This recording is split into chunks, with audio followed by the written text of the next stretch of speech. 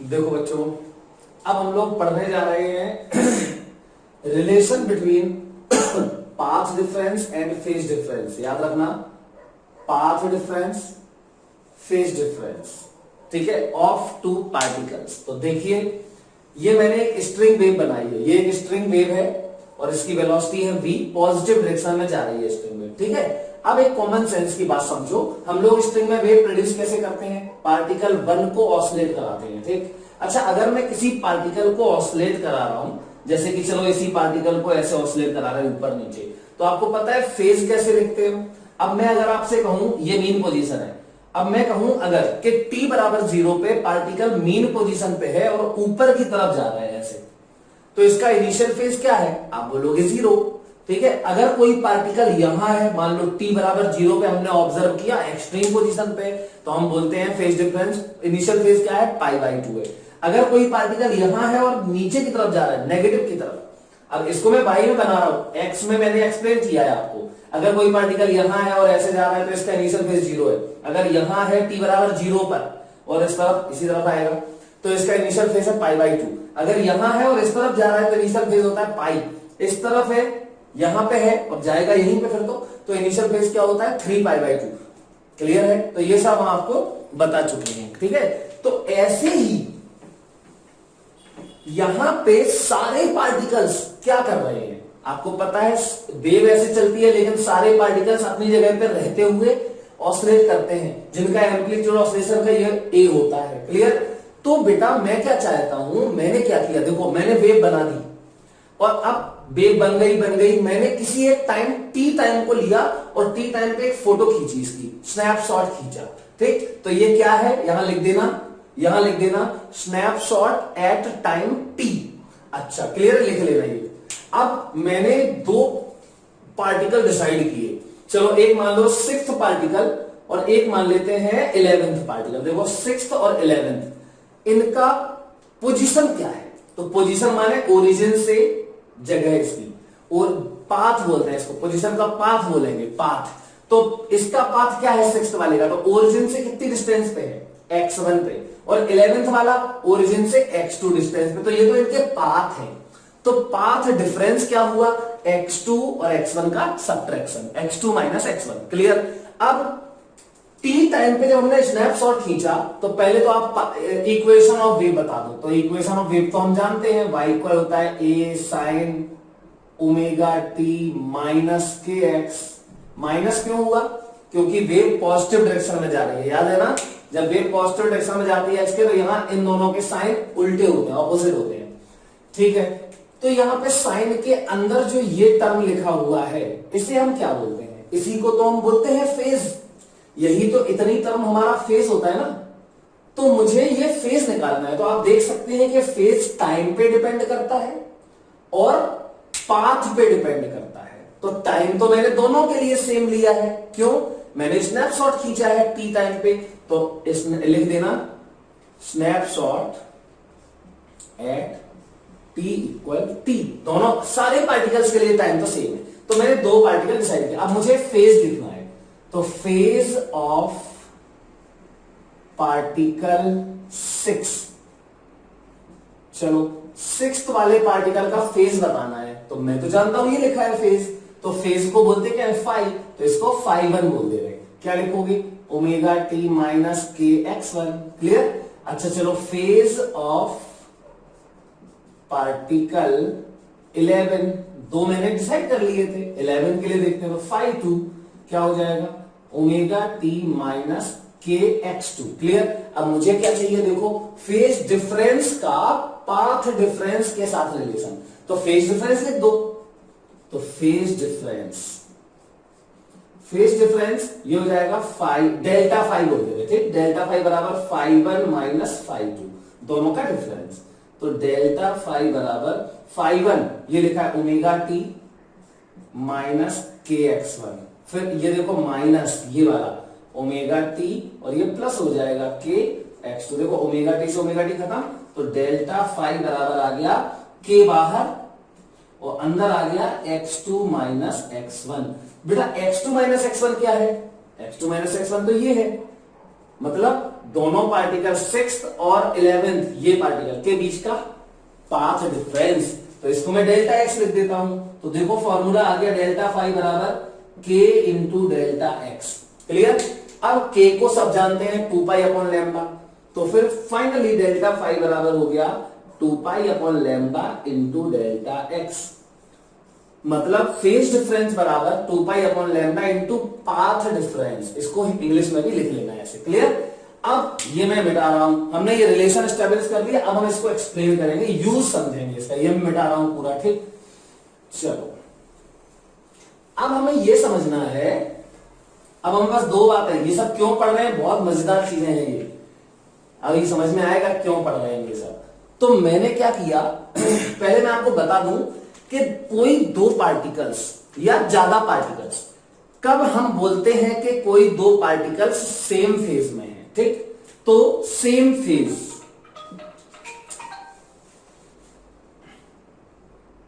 हमें यह देखना है कि कोई दो पार्टिकल सेम फेज में कब होंगे।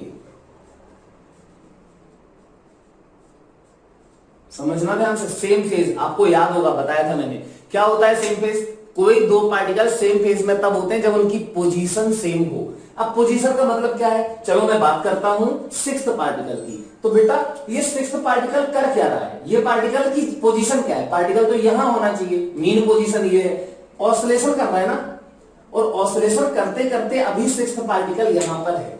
ठीक, तो ये इसकी पोजीशन है। क्लियर। डिस्प्लेसमेंट इसका देखो, यहां से ऐसे देख सकते ये है, ये इसका डिस्प्लेसमेंट। अच्छा 11th की पोजीशन क्या है, ये तो 11th की मीन पोजीशन होगी, और 11th अपनी एक्सट्रीम पोजीशन पे है। समझ गए।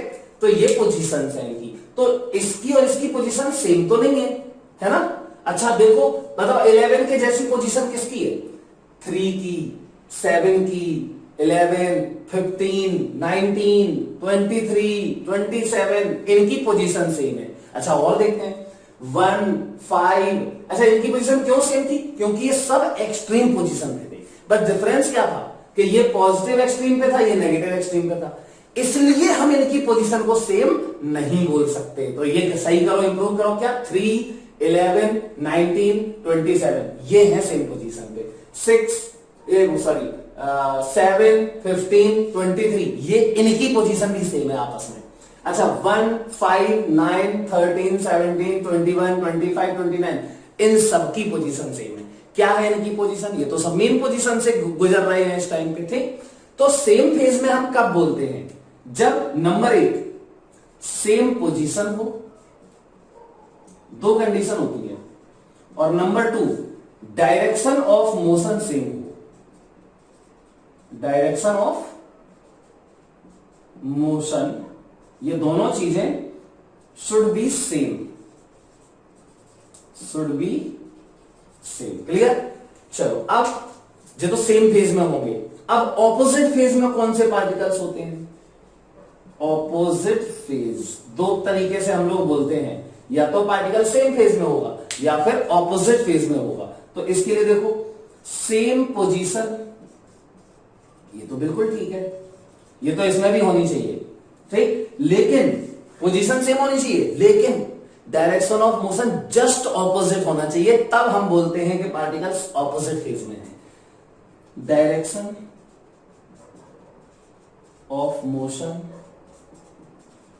ऑपोजिट, मतलब अगर एक पॉजिटिव डायरेक्शन में मूव करने वाला है तो दूसरा नेगेटिव डायरेक्शन में मूव करने वाला होगा, तब हम इन पार्टिकल्स को बोलते हैं कि ये पार्टिकल्स कहां हैं, ऑपोजिट फेज। कैसे हैं, ऑपोजिट फेज में है। अब चलो वेलोसिटी की डायरेक्शन देख लेते हैं। तो आपको याद होगा एक रिलेशन एस्टेब्लिश किया था इसके बीच में, स्ट्रिंग वेव का स्लोप और पार्टिकल की वेलोसिटी के बीच में। जब वेव वेलोसिटी पॉजिटिव होती है, याद है, तो जहां पर स्लोप पॉजिटिव होता है, जैसे यहां यहां यहां यहां, ये सब स्लोप पॉजिटिव है, और नेगेटिव कहां है, देखो यहां यहां यहां, ये नेगेटिव स्लोप वाले पार्ट्स हैं। तो जहां पे स्लोप पॉजिटिव होता है वहां पर पार्टिकल्स की वेलोसिटी नेगेटिव होती है, पता होगा।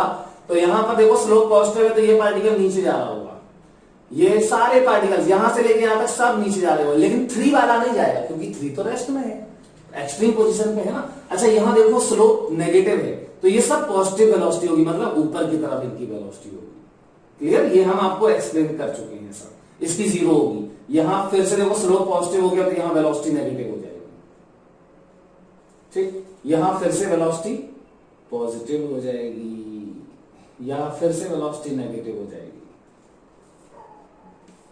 यहां फिर से वेलोसिटी पॉजिटिव हो जाएगी, यहां फिर से वेलोसिटी नेगेटिव हो जाएगी, यहां फिर से वेलोसिटी पॉजिटिव हो जाएगी। ऐसा होता है। ठीक, चलो अब हम देख ले, अब कितना सिंपल है देखना। चलो बताओ, अच्छा 1 के साथ कौन से पार्टिकल सेम फेज में है? तो पोजीशन सेम होनी चाहिए। 1, 5, 9, 13, 17, 21, 25, 29 सबकी पोजीशन सेम है, लेकिन डायरेक्शन ऑफ वेलोसिटी भी सेम होनी चाहिए। तो 1 के साथ 5 नहीं होगा, तो 1 होगा, 9 होगा, 17 होगा, 25 होगा। तो सेम फेज में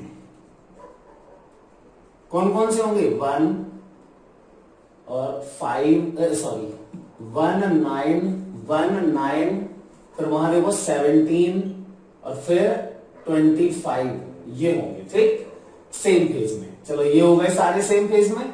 और भी होंगे देखो 5, लेकिन 5 के साथ सेम फेज में 13 होगा, 21 होगा और 29 होगा। तो 5, 13, 21, 29 ये भी आपस में सेम फेज में है। और भी है देखो 3, 11, 19, 27 ये भी सेम फेज में है। ठीक है, तो 3, 11 और 19, 27 ये भी सेम फेज में है। अच्छा और देखो और भी है 7, 15, 23 ये भी सेम फेज में है। 7, 15, 23 ये सेम फेज में है। ये तो हो गए सेम फेज में। चलो और भी हो सकते हैं। अब हम ऑपोजिट फेज वाले देखते हैं।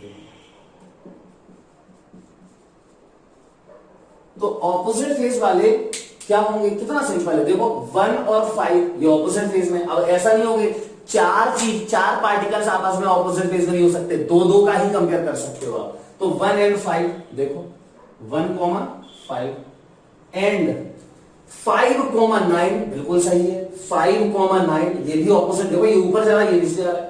तो एंड 5, 9 चलो एंड 9, 13 बिल्कुल सही है। 9, 13 एंड 13, 17 क्लियर। 13, 17 एंड 17, 21 बिल्कुल सही है। 17, 21 एंड 21, 25 एंड 25, 29 सब ये सब क्या है? Are in opposite face. अब इसमें कौन कौन है समझ लो। 1 और 5 ऑपोजिट फेज में है, 5 और 9 ऑपोजिट फेज में है, और भी है समझो। 1 के साथ ये 9 ये तो सेम फेज में है, लेकिन 13 देखो 1 और 13 ये भी तो है ऑपोजिट फेज में। हाँ बिल्कुल सही है। 5 और 17 देखो ये भी ऑपोजिट फेज में है ना। 5 ऊपर जा रहा है, 17 नीचे जा रहा है, और जबकि पोजीशन दोनों की सेम है मीन। ठीक, तो ऐसे बहुत सारे ग्रुप बनेंगे जो आपस में ऑपोजिट फेज में होंगे। ठीक, अच्छा अब सेम फेज वाले मैं अगर तुमसे कहूं 1, हाँ ये तो मैंने बता दिया है सब, तो ये लिख लो आप लोग। आई थिंक आपको सबको फील हुआ होगा ये। अब हम इसी में एक बात आपको बताएंगे, समझो ध्यान से। आप पूरे ग्रुप को देख लो, कहीं पे भी जो भी सेम फेज में होते हैं, सेम फेज की बात कर रहा हूं, जैसे 1 के साथ सेम फेज में 9 होगा, तो इनके बीच में क्या पाथ डिफरेंस है? पाथ डिफरेंस क्या है? तो मैं बात कर रहा हूं सेम फेज की। अब मैं यहां मिटा रहा हूं, ठीक, इसको मिटा देता हूं। चलो बेटा अब आ जाओ फॉर सेम फेज। ये आज का जो मैं ये बता रहा हूं अभी बहुत इंपॉर्टेंट है। तो फॉर सेम फेज बताओ भाई, सेम फेज के लिए क्या होना चाहिए? तो पहले देख लेते हैं डेल्टा एक्स बराबर क्या होना चाहिए। डेल्टा एक्स क्या है? Path difference. देख लो, तो मैंने अभी बताया है 1, 9 ये सेम फेज में है। 1, 17 ये भी सेम फेज में है। 1, 25 ये भी सेम फेज में है। अब इनके बीच पाथ डिफरेंस देखो, या तो ये लैम्डा है, देखो ये यहां से पूरी एक वेव बन गई तो ये लैम्डा होता है ना। फिर यहां से इसके बीच में देखो 2 लैम्डा है, फिर देखो यहां से ये 3 लैम्डा है। मतलब जिनके बीच में फेज सेम है, जिनका फेज सेम है, उनके बीच में जो पाथ का डिफरेंस है वो या तो लैम्डा होगा, या 2 लैम्डा होगा, या 3 लैम्डा होगा, या 4 लैम्डा होगा, डॉट डॉट डॉट डॉट। मतलब लैम्डा का इंटीग्रल मल्टीपल होगा, ऑड भी होगा और इवन भी होगा। अच्छा, अभी बेटा ये एक वेव है, अभी 2 वेव को लेंगे तब एक और केस बढ़ जाता है 0, मतलब पाथ डिफरेंस 0 भी हो सकता है। अभी समझोगे इसको, समझ कोई दिक्कत नहीं होगी। तो इतना पाथ डिफरेंस अगर है तो क्या होगा, तो पार्टिकल सेम फेज में होंगे, क्लियर। या फिर इसको शॉर्ट में हम ऐसे बोलते हैं, देखो, और इसको डेल्टा एक्स बराबर बोल देते हैं एम लैम्डा, डेल्टा एक्स बराबर एम लैम्डा, जहां एम बराबर 0 1 2 3 4 सब कुछ, एम बराबर 0 1 2 3 सब कुछ, क्लियर। चलो ये तो हो गया इनके बीच में पाथ डिफरेंस। अब इनका फेज डिफरेंस, क्योंकि फेज में भी तो डिफरेंस है ही ना। जैसे ये वाला पार्टिकल, इसका फेज बताओ, तो अब देखो ये मीन पोजीशन पे है और ऊपर पॉजिटिव में नहीं जा रहा, नीचे में जा रहा है, मतलब पाई का इसका इनिशियल फेज है ना। इसका फेज, जैसे अगर मैं बात करूं इसका, तो इसका भी इनिशियल फेज 0 है। क्यों? क्योंकि अपने मीन पोजीशन पे है और एक्सट्रीम की तरफ, पॉजिटिव की तरफ जा रहा है, तो इनिशियल फेज 0 है। तो इसके और इसके बीच में फेज डिफरेंस पाई हो गया। और वैसे भी देख सकते हो, ये देखो एक आधी साइकिल है, पाई का एंगल बनता है, तो उसको ठीक है वो समझो, लेकिन फील कराने के लिए भी समझो। ये वाला पार्टिकल नीचे जा रहा है और ये वाला पार्टिकल ऊपर जा रहा है, समझ गए। अब इनके बीच में फेज डिफरेंस कितना है, तो इनिशियल फेज इसका कितना होगा, पाई, और इसका इनिशियल फेज क्या होगा, 0। ये फील करो, ये वाला पार्टिकल अपनी मीन पे है, मीन पोजीशन पे है, लेकिन पॉजिटिव एक्सट्रीम में नहीं जा रहा, नेगेटिव में जा रहा है, मतलब कि पाई का फेज डिफरेंस, यहां इतना पाई का फेज डिफरेंस आ गया। और इसको देखो, यहां है और ऊपर ही जा रहा है, तो 0 है इसका इनिशियल फेज, मतलब इन दोनों के बीच इनिशियल, इसका दोनों का फेज डिफरेंस पाई है। और शॉर्ट में कैसे देखते हैं, सिंपली इसमें साइकिल गिन लेते हैं, जैसे इसके और इसके बीच में पाई का फेज डिफरेंस है, जैसे 1 और 9 के बीच में 2 पाई, अगर 1 और 13 के बीच में कहें तो देखो ये 3 पाई, समझ गए, ऐसे समझते हैं। और पाथ डिफरेंस, तो ये इनके बीच में लैम्डा बाई 2, लैम्डा तो ये एक साइकिल का होता है ना, तो ये लैम्डा बाई 2, ये लैम्डा, ये 3 लैम्डा बाई 2, ये 4 लैम्डा, क्लियर। तो यहां पर अब मैं फेज डिफरेंस लिखूंगा, तो मुझे फेज डिफरेंस का फॉर्मूला पता है, फेज डिफरेंस डेल्टा फाई, या सिर्फ फाई भी लिख देते हैं, ठीक है। फेज डिफरेंस फाई लिख रहा हूं मैं। चलो फाई बराबर क्या होता है, देखो अभी प्रूव किया था, 2 pi upon lambda into delta x, है ना। तो डेल्टा एक्स की तो ये सारी वैल्यूज है, रखो इसमें, रखोगे तो फाई बराबर रखो 0, तो यहां डेल्टा एक्स जगह 0 आएगा तो 0, फिर रखो लैम्डा, तो लैम्डा कर गया 2 पाई, फिर रखो 2 लैम्डा, तो 2 लैम्डा के करस्पॉन्डिंग फेज डिफरेंस जो आएगा यहां रखो, तो डेल्टा एक्स जगह 2 लैम्डा मतलब 4 पाई, फिर रखो 3 लैम्डा रखो 6 पाई, फिर 8 पाई, डॉट डॉट डॉट ऐसे आता जाएगा। या फिर हम इसको शॉर्ट में बोल सकते हैं फाई बराबर 2m पाई, मतलब पाथ डिफरेंस में लैम्डा आता है, पाथ डिफरेंस ऑब्वियस सी बात है लैम्डा आएगा, और फेज डिफरेंस में पाई आता है। तो यहां पर m बराबर क्या रखोगे, सब कुछ 0 1 2 3 4। अच्छा, मैंने 2m पाई क्यों लिखा, क्योंकि देखो पाई के सारे इवन मल्टीपल्स थे, इसलिए मैंने 2m पाई लिख दिया, क्लियर है। तो अब जैसे फील कर लेते हैं लैम्डा के लिए, देखो लैम्डा मतलब यहां से ये वाला पार्टिकल 1 और 9 के बीच में देखो फेज पाथ डिफरेंस लैम्डा है। अब इनके बीच में फेज डिफरेंस देखो, तो मैंने बोला था पाई और ये पाई, कितना हो गया 2 पाई, देखो ये आ गया। फिर 2 लैम्डा, तो यहां 2 लैम्डा 1 का ये लैम्डा, ये देखो 17, इस 1 और 17 के बीच में है 2 लैम्डा, ठीक, समझ गए। अब फेज डिफरेंस बताओ, तो 1 पाई 2 पाई 3 पाई 4 पाई 4 पाई, देखो ये आ गया, क्लियर। या तो ये फॉर्मूले से भी देख सकते हैं, या आपको ऐसे भी समझ सकते हो आप। आई थिंक सब लोग ये समझे होंगे, बहुत ही सिंपल है और बहुत जरूरी है। अब मेन बात आती है, तो इतना तो क्लियर होगा, अब मैं ये सब मिटा रहा हूं। अब बेटा बिल्कुल ध्यान से देखो, ये फॉर्मूला हमें हमेशा याद होना चाहिए, ठीक। चलिए ये याद रखने हैं, ये सब याद होने चाहिए। क्या याद होने चाहिए, सेम फेज के लिए पाथ डिफरेंस लैम्डा का मल्टीपल इंटीग्रल ऑड और इवन सब, और फेज डिफरेंस पाई का इवन मल्टीपल, बस इतना। अब देखो ये तो सेम फेज के लिए था, अब हम बात करते हैं फॉर ऑपोजिट फेज। तो फॉर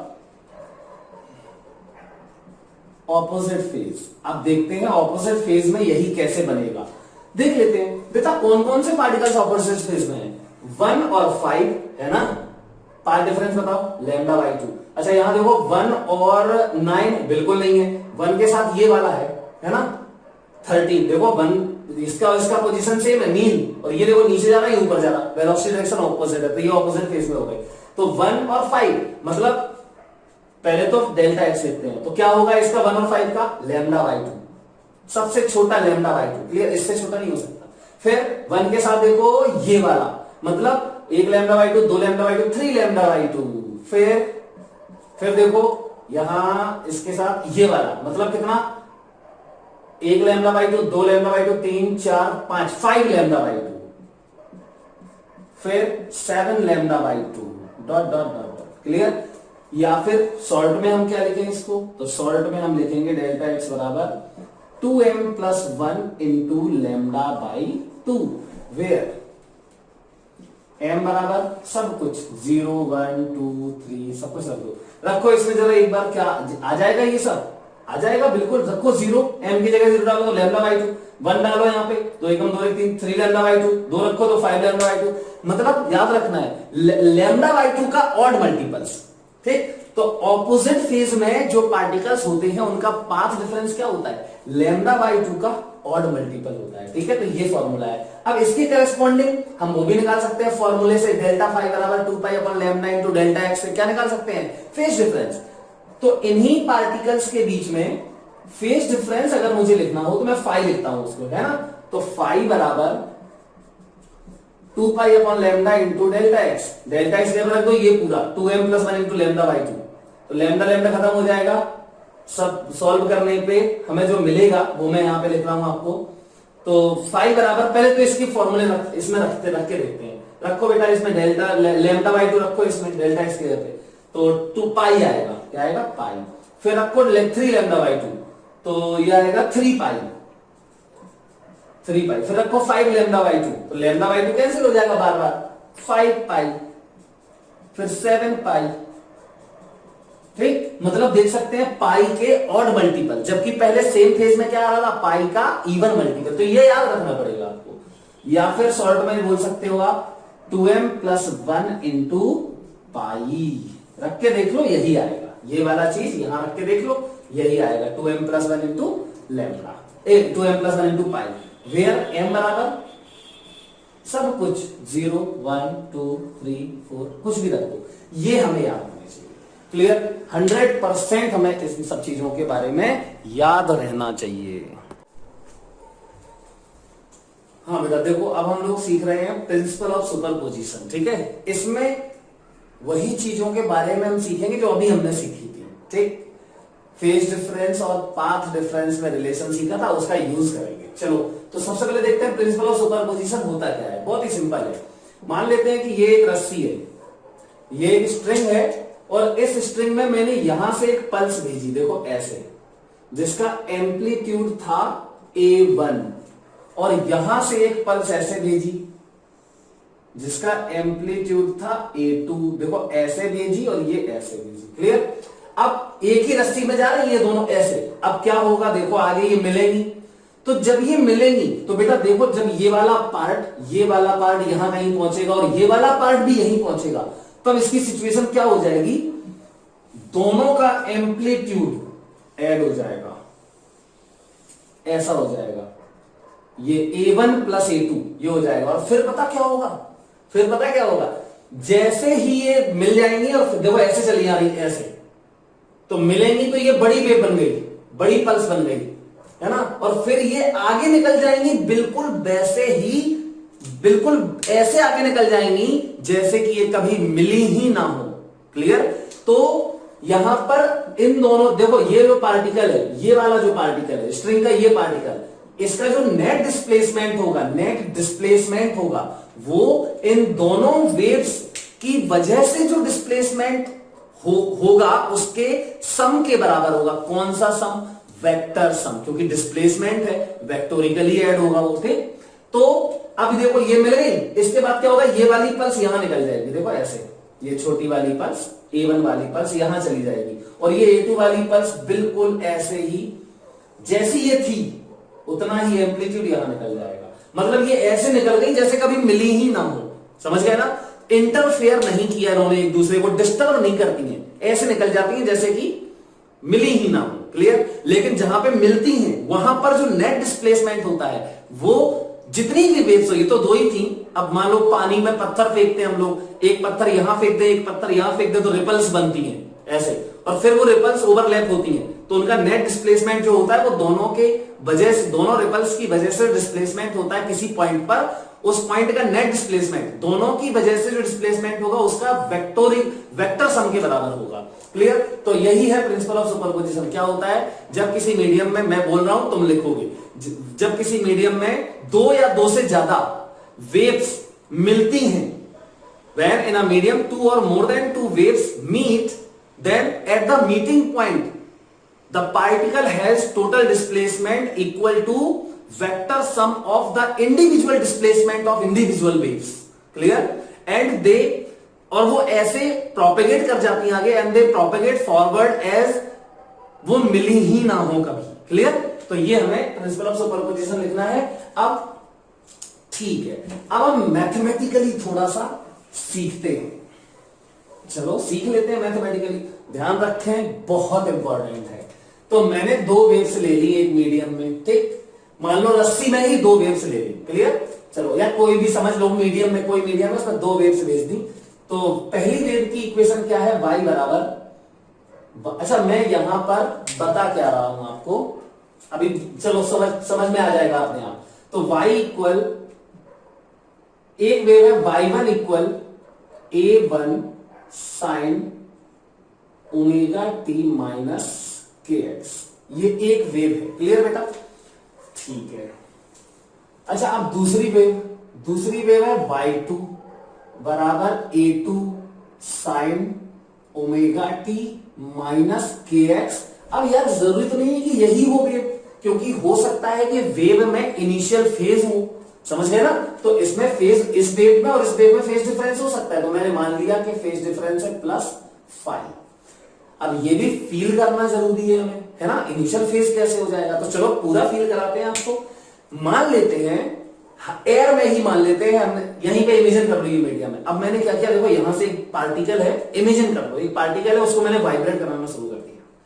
ठीक, एक रस्सी है, रस्सी ऐसे है, तो यहां से मैंने रस्सी के एक पार्टिकल को वाइब्रेट कराया तो वेव बनी ऐसे ऐसे। अब यहीं से एक रस्सी और जा रही थी ऐसे ऐसे, एक और रस्सी है, समझ गया ना? मतलब ऐसे, यार इमेजिन कर लो कोई मीडियम है, ठीक है, कुछ किसी मीडियम में एक पार्टिकल है, यहां पे इसको मैंने वाइब्रेट कराया तो वेव ऐसे ऐसे गई। ठीक, दूसरा यहां पे पार्टिकल को वाइब्रेट कराया तो यहां ऐसे ऐसे गई। अब जरा कॉमन सेंस की बात सोचो, दोनों वेव की इक्वेशन में क्या डिफरेंस हो सकता है? हो सकता है कि मैंने इस वाले पार्टिकल को ऑसिलेशन जब कराया हो तो कैसे कराया होगा, देखो मीन पोजीशन से ऊपर की तरफ, मतलब इसका इनिशियल फेज 0, ऐसे ऐसे ऐसे ऐसे, तो पल्स बनी ऐसे। क्लियर? और हो सकता है कि यहां पर जो पार्टिकल है उसको मीन पोजीशन से स्टार्ट ना कराया हो सकता है इसको मैंने एक्सट्रीम पे पकड़ा हो और ऐसे ऐसे ऑसिलेट करा है। देखो देखो, मतलब इसमें π/2 का इनिशियल फेज है, देखो ना, मीन से एक्सट्रीम पे शुरू कर रहा है, ये एक्सट्रीम से स्टार्ट कर रहा है पल्स बनाना यहां से, तो π/2 का फेज डिफरेंस है, तो वो है यहां पर फेज डिफरेंस। क्लियर है? अब समझो, तो y2 बराबर A2 sine omega T minus kx plus 5। Clear? मतलब समझो फिर से, अगर मैंने एक वेव बनाई है तो वो वाली वेव देखो ऐसे जा रही है, ये जा रही है, ठीक, यहां पे पार्टिकल था, ठीक है, ये पार्टिकल है,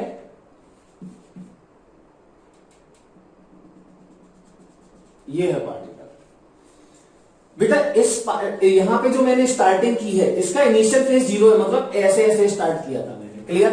अब ये बताओ, ये वाला पार्टिकल ये वाला पार्टिकल, अब यहां पे मैंने दो वेव भेजनी है, देखो एक तो यहां भेज दी और एक ऐसे भेज रहे, मतलब ये वाली वेव ऐसे ऐसे जा रही है और ये वाली वेव ऐसे ऐसे जा रही है। क्लियर? चलो यहां भेजते, तो यहां बना देता हूं मैं। अब ये चीज यहां बनाना है मुझे, यहां से ऐसे ऐसे भेजना है, यहां थोड़ी बना पाएंगे, तो यहां बना दे रहा हूं नीचे। चलो मैंने यहां से भेजा, पहले मैं मिला दूं इसको। अच्छा चलो भेज दिया भैया। अब देखो ध्यान से बेटा, बहुत ध्यान से सुनना। भेजा मैंने, अब इसको यहां पे जो मैंने वेव स्टार्ट की थी बनानी, देखना ध्यान से क्या हुआ, इसमें कितनी वेव बनी, 1 2 और ये, मतलब सबसे पहला कौन सा पल्स जनरेट हुआ होगा, यही वाला ना, ये वाला पल्स यहां पे जनरेट हुआ होगा। कैसे? जब तुम ऐसे ऐसे ऑसिलेट, इसको ऐसे ऐसे वाइब्रेट किया होगा आपने, तब ये वाला पल्स सबसे, ये वाला जनरेट हुआ, आगे बढ़ गया, फिर ये कंटिन्यू वाइब्रेट कर रहा है, ये वाला पल्स निकला अभी। ठीक, अच्छा अब ये इसका वेवलेंथ है लैम्डा, वेवलेंथ कितना है, लैम्डा। तो यहां पे एम्पलीट्यूड है इसका A1। क्लियर? अब बेटा यहां पर इस वाले पार्टिकल पे यहां से दूसरी वेव बनानी है, तो मैंने इसको कैसे वाइब्रेट कराया होगा मुझे नहीं पता, हो सकता है ये ऑलरेडी एक्सट्रीम पे हो और फिर मैंने ऐसे ऐसे बनाना शुरू कर दिया होगा। मतलब ऐसे समझ लो कि वेव बननी स्टार्ट हुई तब जब यहां से ये एक्सट्रीम पे t बराबर 0 ले लिया मैंने, तो इसका पाई/2 का फेज डिफरेंस आ जाएगा इसमें। तो मत चलो जो भी है, अभी तो ऐसे ही बना दोगे। ये गया, ये पहुंची वेव। अच्छा बहुत बढ़िया, अब ध्यान से सुनना। यहां से जो वेव गई, इसका पाथ कितना है, इसका पाथ कितना है, मैं पूछ रहा हूं इसका पाथ कितना है। तो ये पाथ है पूरा x, यहां से लेके यहां तक पाथ है कितना, x। अच्छा यहां से लेके यहां तक का पाथ कितना है, ये भी x है, मान लेते हैं। क्लियर? अभी समझना, अब आपको समझ में आएगा बाद में, थोड़ा सा ध्यान देना। अभी ऐसे समझो, इन दोनों को सुपर इंपोज करा दो, तो प्रिंसिपल ऑफ सुपरपोजिशन, दोनों वेव्स देखो ना, दो वेव्स जा रही थी, यहां मिली, तो ये जो पार्टिकल है इस पे दोनों वेव्स मिल रही हैं, तो ये वाली वेव जो है ये अपने हिसाब से इसको वाइब्रेट कराएगी और ये वाली वेव अपने हिसाब से वाइब्रेट कराएगी। तो इसका नेट डिस्प्लेसमेंट क्या होगा t टाइम पे, तो दोनों की वजह से डिस्प्लेसमेंट होना होगा उसका वेक्टर सम। तो प्रिंसिपल ऑफ सुपरपोजिशन क्या होता है, ये होता है y बराबर y1 प्लस y2। अब इसको वेक्टर सम करते कैसे हैं, देखो अभी बता रहे वेक्टर सम, लिखते तो ऐसा ही है, y बराबर y1 प्लस y2, y बराबर जोड़ो इसको, तो ये देखो A1 sine omega t minus k x plus A2 sine omega t minus k x plus 5, ऐसे ही तो लिखते हैं। अब क्या हम इन दोनों वेव्स को इसका रिजल्टेंट एम्पलीट्यूड नहीं निकाल पाएंगे, बिल्कुल सिंपल है, A1 A2, इसका फेजर डायग्राम बनाना बताया था मैंने। तो क्या करोगे, मैं मानूंगा कि इसका रिजल्टेंट एम्पलीट्यूड A होगा। अब रेफरेंस किसका ले, तो देखो omega T minus k x, इसका omega T minus k x plus 5, तो मैं रेफरेंस लूंगा यहां पर और ये वाला एंगल हो जाएगा omega T minus k x, ये रेफरेंस वाला एंगल हो गया इतना। अब इसका तो यहीं पे आ जाएगा, देखो क्योंकि इसमें तो omega T minus k x ही है, तो यहीं पे क्या आ जाएगा, ये एम्पलीट्यूड A1, समझ गया ना, ये रेफरेंस लाइन है। क्लियर बेटा? तो ये हो गया A1, इसको ओरिजिन बोलते हैं। अब चलो A2 कहां बनाओगे, तो देखो omega T minus k x के साथ फाई एंगल आगे, तो ये omega T minus k x वाला है, इसके साथ फाई एंगल आगे, तो फाई कितना है मुझे नहीं पता, मान लेते हैं कि ये होगा कुछ, तो ये हो गया A2। अब इनका रिजल्टेंट, तो रिजल्टेंट तो हम जानते हैं,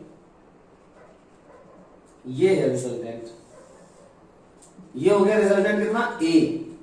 अब इक्वेशन क्या लिखोगे इसकी, तो मैं लिखूंगा y बराबर A, जहां A क्या है, इन दोनों वेव्स के सुपरपोजिशन से बनने वाली नई वेव का एम्पलीट्यूड, तो A, और यहां क्या लिखोगे साइन, अब बताओ omega T minus k x और प्लस ये वाला एंगल, पता है ना, ये वाला एंगल कुछ होगा, थीटा मान लेते हैं, तो प्लस थीटा। अब ये थीटा कैसे निकाले, तो कितना सिंपल है, टेन थीटा लगा देते हैं इसमें, ये तो वेक्टर का क्वेश्चन हो गया। टेन थीटा बराबर देखो ये वाला A2 है, तो ये भी A2 होगा, तो A2, अच्छा ये वाला पूरा एंगल कितना था, देखो ये पूरा एंगल है फाई, ये देखा था, A1 के साथ फाई एंगल पे A2 होगा, तो ये वाला पूरा था फाई, मतलब कि ये A2 है और ये भी फाई होगा, क्योंकि ये और ये पैरेलल है। तो A2 का ये क्या होगा A2 sin फाई, और ये क्या होगा A2 cos फाई। तो फिर tan थीटा बराबर क्या आएगा, तो tan थीटा बराबर आएगा A2 sin phi upon A1 plus A2 cos phi. A2 sin phi upon A1 plus A2 cos phi. Clear, ये हो गया। अब बेटा A की वैल्यू, A बराबर क्या होगा, यहां पे A बराबर क्या होगा, तो बड़ा सिंपल है। A बराबर A है क्या, A2 और A1 का रिजल्टेंट, जिनके बीच का एंगल फाई है। तो मैं लिखूंगा, इसको तो मैं मिटा दे रहा हूं, ठीक है। आपको ये ध्यान रखना है कि रिजल्टेंट इक्वेशन ये है, ये तो SHM में बहुत बार पढ़ाया है, ठीक। tan थीटा, ये तो बिल्कुल सिंपल सी बात है, ये थीटा यहां पे रख देंगे हम, क्लियर है। अब A कैसे लिखोगे, तो A है क्या A1 और A2 का रिजल्टेंट। तो करते हैं इसको सॉल्व। ध्यान रखना कि y1 और y2 जो दोनों वेव्स हैं वो यहां पे मिल रही हैं कितने फेज डिफरेंस में, 5 फेज डिफरेंस में। यहां पे जो दोनों वेव्स मिल रही हैं t टाइम पे, उनके फेज में क्या डिफरेंस है, 5 का फेज डिफरेंस है, ये ध्यान रखना, ठीक। चलो अब आगे बढ़ते हैं।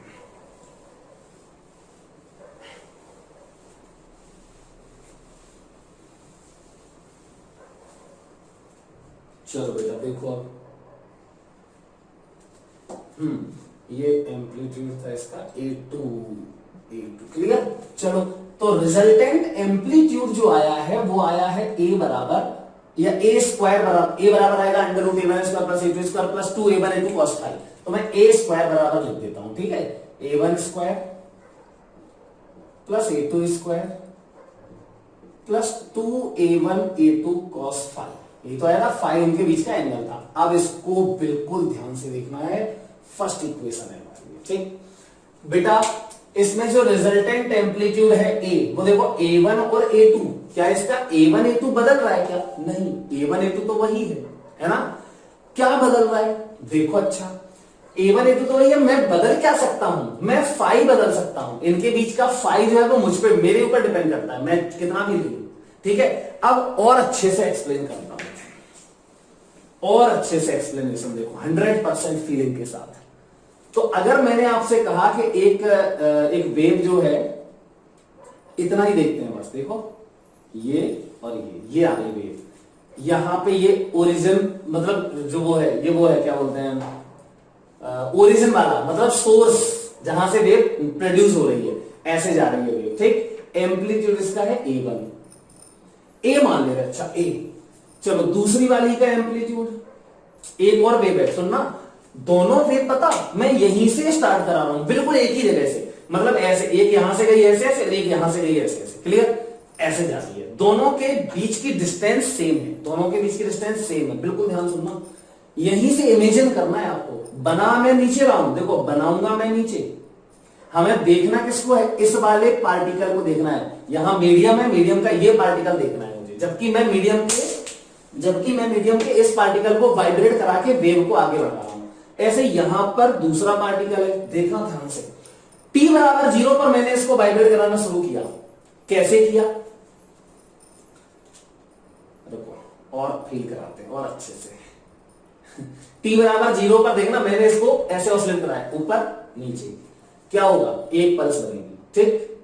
फिर नीचे ऊपर, क्या होगा, नीचे पल्स बनेगी, मतलब कि जो ऊपर वाली पल्स बनी होगी वो तो यहां तक शिफ्ट हो गई होगी, और नीचे वाली पल्स यहां पे अब बनी होगी। फिर से समझ लो, ये वाली पल्स बनी थी जब आपने ऐसे ऐसे ऑसिलेट कराया था, जब ऊपर ले जाओगे तो ऊपरी वाली पल्स बनेगी ना, फिर नीचे ले गए तो नीचे वाली बनी, तब तक ऊपर वाली आगे बढ़ गई, क्लियर। अब देखो यहां पर, तो इसको मैंने कैसे ऑसिलेट कराया था, पहले स्टार्टिंग में ऊपर, फिर ऐसे ले गए कहां तक, एक्सट्रीम तक, फिर मैं इसको नीचे लेके आया, फिर इसके बाद और नीचे लेके आया, और फिर यहां पे वापस लेके आ गया। तो क्या बताओगे, यहां से स्टार्टिंग हुई है मीन से और ऊपर की तरफ, तो इसका इनिशियल फेज क्या है, इसका इनिशियल फेज है 0, इसका इनिशियल फेज क्या है 0। अब देखो इसमें क्या किया मैंने इसके भी पार्टिकल को ऐसे ही ऑसिलेट कराया था, ऐसे फिर ऐसे, मतलब सेम वेव यहां बनेगी, देखो बिल्कुल सेम वेव यहां बनेगी। अच्छा, इसका एम्पलीट्यूड भी है A, ठीक बेटा, A इसका भी एम्पलीट्यूड है। अब ये बताओ ये वाली पल्स कहां जा रही है, आगे ना, और ये वाली पल्स भी आगे जा रही है। अच्छा एक बात बताओ, पहले इसका डिस्प्लेसमेंट कैसे हुआ, ऐसे, फिर नीचे, फिर यहां और फिर यहां, मतलब इसका इनिशियल फेज भी 0 ही है। तो फिर इस वेव में और इस वेव में फेज डिफरेंस क्या है, 0। दोनों का इनिशियल फेज 0 है तो फेज डिफरेंस 0 होगा, समझे। अगर इसकी इक्वेशन आप लिखोगे y बराबर a sin omega T minus k x, तो इसकी इक्वेशन भी बिल्कुल सेम टू सेम, y बराबर a sin omega T minus k x, amplitude भी सेम है।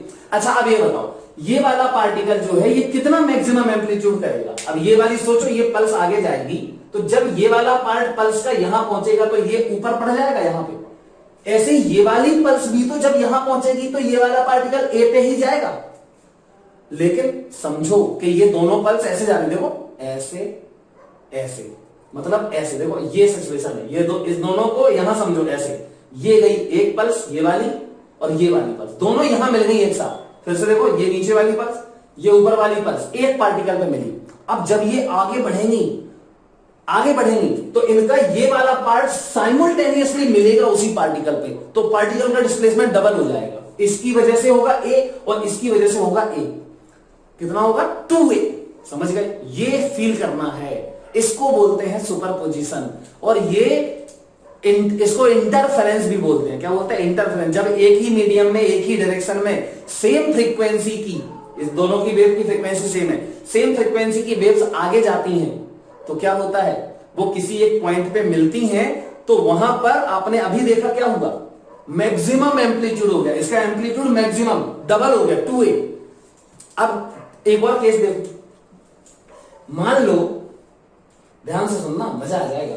मान लेते हैं मैंने क्या किया, बेटा बहुत अच्छे से समझना, मैंने क्या किया, इसी वेव को थोड़ा सा, अभी इसको मिटा नहीं रहे, ऐसे ही रहने दो। इसी वेव को मैंने क्या किया, इसमें दो केस होंगे, एक तो यही पार्टिकल यहीं से है लेकिन ये वाला यहां पे था, लेकिन अब मैंने सोर्स वाला पार्टिकल यहां नहीं लिया, एक पल्स पीछे ले लिया, मतलब कि यहां कहीं मैंने सोर्स वाला पार्टिकल, इसकी जगह पे यहां वाला पार्टिकल ले लेता मैं सोर्स की जगह पे, और बिल्कुल सेम फेज, मतलब सेम फेज मतलब जैसे इसको तुमने वाइब्रेट कराया था ऐसे ऐसे ऐसे, इनिशियल फेज 0, इसको भी कराओ इनिशियल फेज 0, इसका भी इनिशियल फेज 0 कराओ, तो क्या करोगे देखो, पहले तो ये बना ले। अब सोचो क्या होगा जब तुम इसको ऐसे ऐसे वाइब्रेट कराओगे, तो पहले तो ये वाली पल्स, पहले ये वाली पल्स, अच्छा यहां पे वाइब्रेट कराते हैं इसको, ठीक है, तो स्टार्टिंग करते हैं, तो यहां से ये वाली पल्स जो बनेगी, ये वाली, अभी समझ जाओगे, एक मिनट रुक जाओ बस, ये वाली जो पल्स बनेगी, देखो t बराबर 0 पे हमने वाइब्रेट कराना शुरू किया, इसको और इसको, ये वाला तो समझ चुके हैं, अब इसको कराया मैंने, तो इसको कराया हमने, तो यहां से पल्स चली ये, और हमने यहां कराया, नहीं सॉरी, ये वाली पल्स चलेगी, यहां पहुंचेगी, हमारी पल्स यहां पहुंचेगी, फिर क्या होगा, फिर ये वाली पल्स आगे बढ़ जाएगी और यहां एक पल्स जनरेट हो जाएगी, तो ये वाली पल्स भी हमारी कहां बढ़ जाएगी, देखो यहां बढ़ जाएगी और यहां पे हमारी दूसरी पल्स जनरेट हो जाएगी, सही बात है।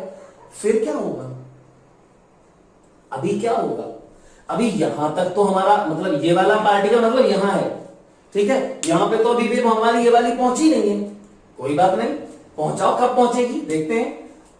तो अब समझो ध्यान से, अब इसकी ये वाली वेव जो है वो तो पड़ जाएगी यहां, ये वाली पल्स यहां पड़ जाएगी, और इसके कांटेक्ट में आ जाएगी ये वाली पल्स, ये वाली आगे बढ़ गई, ये वाली पल्स यहां आ जाएगी, और यहां पे नई पल्स जनरेट हो जाएगी एक, जो आप ऐसे ऐसे वाइब्रेट कराओगे। ऐसा इसमें देखो क्या होगा, इसमें क्या होगा जब आप ऐसे, अगला ये अभी तक क्या किया आपने, ऊपर नीचे, फिर नीचे ऊपर, ये हो गया। अब ये वाली पल्स आगे बढ़ जाएगी, मतलब यहां, और ये वाली पल्स जो है वो यहां आ जाएगी, और अब ऊपर नीचे करोगे तो यहां पे एक पल्स बन जाएगी। क्लियर, समझ में आया। अब जरा इस पार्टिकल को देखो, ये तो वेव आगे निकल गई, हमें तो इस पार्टिकल को देखना था ना, देखो इस पार्टिकल को, जबकि इसमें और इस वाले केस में देखो इसी पार्टिकल का डिस्प्लेसमेंट 2a हो गया था, लेकिन अगर तुमने इसी वेव का ओरिजिन वाला पार्टिकल यहां ले लिया और इसका इनिशियल फेज और इसका इनिशियल फेज सेम है, लेकिन डिस्टेंस अलग है। देखो इसकी डिस्टेंस कितनी है, ये lambda by two, lambda by two, lambda by two, मतलब यहां से यहां तक है 3 लैम्डा बाई टू, ये पाथ हुआ। और यहां से यहां तक का है कितना, ये है लैम्डा। देखो lambda by two, lambda by two, मतलब पूरी लैम्डा हो गई है। क्लियर? ओके। अब देखो तो इस पार्टिकल और इस पार्टिकल के लिए दोनों वेव का इनिशियल फेज तो सेम है, लेकिन पाथ में डिफरेंस है। देखो है ना, पाथ में डिफरेंस है। तो इनिशियल फेज ये यहां पे जो फाई है ना, ये फाई, ध्यान से समझना, ये जो फाई होता है फेज डिफरेंस, वो पाथ डिफरेंस की वजह से जो फेज डिफरेंस आता है। देखो इसका पाथ है लैम्डा और इसका पाथ था 3 लैम्डा बाई टू, है ना पाथ डिफरेंस। इन दोनों में इनिशियल फेज नहीं है, ये ध्यान रखना। पाथ की वजह से, पाथ में डिफरेंस की वजह से एक फेज डिफरेंस आएगा, जो हम पहले ही सीख चुके हैं। फेज डिफरेंस बराबर 2 pi upon lambda into path difference. ये तो ये डेल्टा एक्स जो आया है, कितना है ये डेल्टा एक्स, देखो लैम्डा बाई टू, ये लैम्डा बाई टू है ना। तो लैम्डा बाई टू पाथ, इसमें रखो लैम्डा बाई टू, तो लैम्डा बाई टू, और वैसे भी हमें पता है लैम्डा बाई टू पे पहला मैं सिखा दिया था अभी, कब पार्टिकल सेम फेज में बोले जाते हैं, कब ऑपोजिट फेज में बोले जाते हैं, तो यहां पे समझना है हमें। तो डेल्टा एक्स की वैल्यू कितनी है, लैम्डा बाई टू। बेटा अब बताओ इसका डिस्प्लेसमेंट कितना होगा। देखो इसका डिस्प्लेसमेंट हमेशा 0 रहेगा, कभी भी कुछ भी डिस्प्लेसमेंट नहीं हो पाएगा इसका। देखना कैसे, ये पल्स आगे जाएगी, देखो ये वाला पल्स, इसका एम्पलीट्यूड ए है ना, तो ये पल्स आगे जाएगी। सोचो यहां ये वाली पल्स आगे जाएगी, मतलब क्या चीजें आगे जा रही हैं, ये समझते हैं हम। ये चीज और ये चीज, मतलब ऐसे ये चीज साइमल्टेनियसली मिला के, देखो इसके ऊपर ये मिलेगा ये। तो जैसे ही ये पल्स आगे जाएंगी, इस पार्टिकल का, इसका अगर इतना डिस्प्लेसमेंट मिलेगा तो इसका नेगेटिव में मिलेगा। इसका एम्पलीट्यूड जब यहां पे आएगा, देखो इसका ये माइनस एम्पलीट्यूड यहां आएगा, इसका प्लस एम्पलीट्यूड यहां आएगा। मतलब ये वाली वेव इस पार्टिकल को नीचे की तरफ ले जाने की कोशिश करेगी और ये वाली वेव इस पार्टिकल को ऊपर की तरफ ले जाने की कोशिश करेगी, लेकिन ये दोनों का एम्पलीट्यूड बिल्कुल सेम है, तो ये डिस्प्लेस कर ही नहीं पाएगा, बिल्कुल भी डिस्प्लेस नहीं हो पाएगा। जब इस पार्टिकल पर ये वाला पार्ट आएगा, ये डिस्प्लेसमेंट आएगा, तो इसका ये आएगा और ये दोनों सेम होंगे, तो 0 रहेगा। मतलब हमेशा इस पार्टिकल का डिस्प्लेसमेंट क्या रहने वाला है, 0। आप कोई भी चीज देख लो, जब ये पूरी पल्स का ये वाला पार्ट यहां आएगा, तो ये पार्टिकल यहां पे होना चाहिए, लेकिन जब उसी टाइम पे इसका भी तो ये आएगा, तो क्योंकि उसका टाइम, इसका टाइम पीरियड और इसका टाइम पीरियड बिल्कुल सेम है, फ्रीक्वेंसी सेम है, वेवलेंथ सेम है, सब सेम है, तो फिर जितने टाइम में ये पार्ट यहां आएगा उतने टाइम में तो ये पार्ट यहां आएगा, तो इसका डिस्प्लेसमेंट तो हो ही नहीं पाएगा। जितने टाइम में ये वाला पार्ट यहां पहुंचेगा उतने टाइम में इसका ये वाला पहुंचेगा, तो ये ऊपर ले जाएगा, ये नीचे ले जाएगा, तो ये जा ही नहीं पाएगा, यही रह जाएगा, हमेशा यही रहेगा, हमेशा। क्लियर? तो आपने देखा कि जब क्या होगा, दो वेव्स मिलेंगी, कैसे मिलेंगी, ऐसे मिलेंगी कि उनका एक, मतलब ऐसी जगह पे मिलेंगी जहां पर उनका फेज डिफरेंस क्या हो, फेज डिफरेंस क्या हो, लैम्डा बाई टू हो। अभी तो ये जनरल केस है लैम्डा बाई टू, इससे ज्यादा या कम भी हो सकता है। लैम्डा बाई टू के बाद लैम्डा हो सकता है, 2 लैम्डा हो सकता है, 3 लैम्डा हो सकता है। मैं इसको और पीछे कर दूं, अब देखो इसी का केस फिर से समझते हैं, ठीक है। अगर मैं इसको और पीछे कर दूं तो क्या होगा, बड़ा सिंपल है। लैम्डा बाई टू, आपने इसको यहां से लैम्डा बाई टू पीछे दूसरा वाला पार्टिकल लिया था, लैम्डा बाई टू और ले लो, लैम्डा बाई टू और दूर ले लो, मतलब टोटल डिफरेंस कितना हो जाएगा, ये लैम्डा है, ये लैम्डा है, यहां पे ये वाला पार्टिकल है, ठीक, और यहां से 2 लैम्डा दूर ले लो, तो ये हो गया 2 लैम्डा। क्लियर? तो क्या होगा, अब देखो, चलो यहां से स्टार्ट करते हैं फिर से। ये वाला ऐसे ऐसे वाइब्रेट किया, ठीक, तो 2 वेव्स यहां पहुंचेंगी और यहां ऐसे ऐसे वाइब्रेट करोगे तो 2 पहुंचेंगी, तो आधे ही तक जा पाओगे। फिर इसको और वाइब्रेट करना पड़ेगा, तब 2 पल्स और बनेंगी, ये वाली पल्स, ये पूरी एक वेव है। क्लियर? तो इसका एक वाइब्रेशन हो, देखो इसका पूरा एक वाइब्रेशन होगा तो ये पूरी वेव यहां पहुंच जाएगी। क्लियर? ठीक है। फिर इसका एक वाइब्रेशन होगा तो देखो ये वाली वेव यहां पहुंच जाएगी, ऐसी तो पहुंच पाएगी। यहां इसने वाइब्रेशन किया, इसने यहां वाइब्रेशन किया, तो ये यहां पहुंच गया और ये यहीं पहुंच पाया। फिर क्या होगा, एक और वाइब्रेशन कराओ इसको, तो ये पूरी पल्स आगे बढ़ जाएगी, ये पूरी वेव इस तरीके से आगे बढ़ जाएगी और यहां पे दूसरी वेव आ जाएगी बिल्कुल एक जैसी, क्योंकि एक वाइब्रेशन कराना है पूरा। ऐसे इसका एक और वाइब्रेशन कराओगे तो यही वाली पल्स यहां पहुंच जाएगी। देखो ये वाली पल्स जो है वो यहां पहुंच गई और ये वाली नई वाली पल्स आ गई। तो यहां से और यहां से दोनों को मैंने साइमल्टेनियसली वाइब्रेट कराना शुरू किया था और फिर देखा क्या, डिस्टेंस कितनी थी, ये है 2 लैम्डा, ये है लैम्डा, मतलब पाथ डिफरेंस कितना हुआ, लैम्डा। तो यहां पर आप देख सकते हैं दोनों वेव्स का सेम चीज हमेशा मिलेगी, मतलब जब ये नीचे वाला पार्ट यहां जाएगा उसी इसका भी नीचे वाला पार्ट जाएगा, मतलब फिर इसका एम्पलीट्यूड मैक्सिमम होने लगेगा। तो जब इसका ये वाला पार्ट यहां पहुंचेगा तो इसका ये वाला पार्ट देखो, ये एम्पलीट्यूड इसका नेगेटिव एम्पलीट्यूड यहां पहुंचेगा, इसका भी नेगेटिव एम्पलीट्यूड ही यहां पहुंचेगा, समझ गए ना। तो इसका नीचे मैक्सिमम डिस्प्लेसमेंट आएगा कितना, 2a। फिर जब ये वाला पार्ट यहां पहुंचेगा इस पे, तो ये वाला पार्ट यहां पहुंचेगा तो ऊपर जाएगा, तभी इसका साइमल्टेनियसली ये वाला पार्ट यहां पहुंचेगा, मतलब फिर ऊपर की तरफ 2a हो जाएगा, मतलब ये मैक्सिमम वाइब्रेशन करेगा। क्लियर, मैक्सिमम वाइब्रेशन करेगा। ठीक, एम्पलीट्यूड इसका -2a से +2a तक वेरी करेगा। ठीक है, तो यहां पर पहले क्या हो रहा था, एम्पलीट्यूड 0 हो रहा था इसका, और अभी इसका एम्पलीट्यूड मैक्सिमम हो गया। हर जगह पे कहीं भी पॉइंट ले लो, देखो ये वाला पॉइंट ले लो, इसका भी तो मैक्सिमम ही है, क्योंकि क्यों क्यों हाँ बिल्कुल ठीक है, ये यहां पहुंचेगा,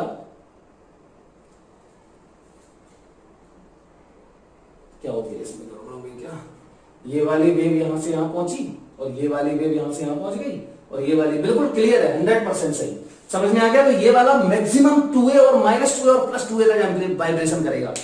मतलब ये सीखा हमने कि जो इसका पाथ है और इसका पाथ है, मतलब जो वेव ने, एक वेव ने पाथ कवर किया और एक दूसरी वेव ने पाथ कवर किया, तो अगर पाथ में डिफरेंस है, जबकि दोनों जो वेव्स है उनका इनिशियल फेज सेम है, इनिशियल फेज दोनों का 0 है, या जो भी है वो दोनों का है, अगर ये, क्योंकि इनिशियल फेज नहीं होना चाहिए, इनिशियल फेज अगर होगा तो ये पूरा चेंज हो जाएगा, अभी समझाएंगे उसको भी।